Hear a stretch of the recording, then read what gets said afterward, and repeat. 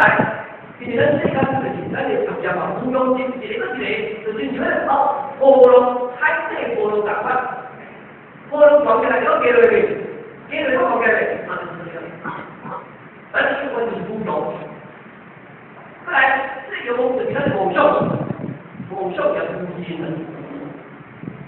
所以，对于咱这世间，咱是咱的心跟心嘛，完全没有办法自在，所以产生种种的多烦恼。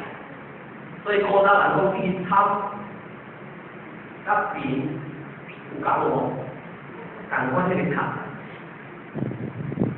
内底无共样嘛吼。胃口拢共款啦，冷暖自心，下骹是温，内底。一个是料它是高，过来就是一个多，它就是不一样，但是看起来不一样，外表看起来不一样，这个反观，所以就是讲老师啊规划，就来，伊就对一个老师，这个规划做来有一个家庭老师啊，这个老师有一个优待习惯，所以老师为了要甲伊僵化，所以就自己复习。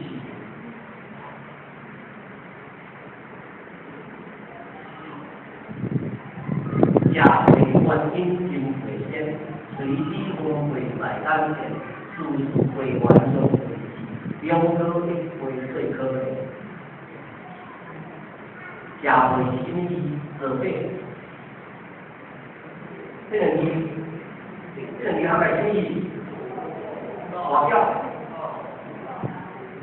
这个你就花钱，这个我要哪样？我叫的观音是心是头边。汤。金龟是什么？汤，这个我袂使放对了。金贝就是汤嘛吼，大叫汤了后，水滴分配是什么？平。所以讲为十卦，这南无人在哪里？你南无人他有好叫，当时其他人我来变了，我来挂我。在叫上去，我那手机给他妈的，跟他很多在地方，他们在做啥来着？所以我这个这个叫这些地方，爱听听啊，他都搞笑的哦，其他人换你讲哦，这个跑掉了，你今天讲搞这个，后悔搞这搞这搞这，这个搞，叫你讲这个搞这，听了他说失败了，要既然搞这个，那你讲。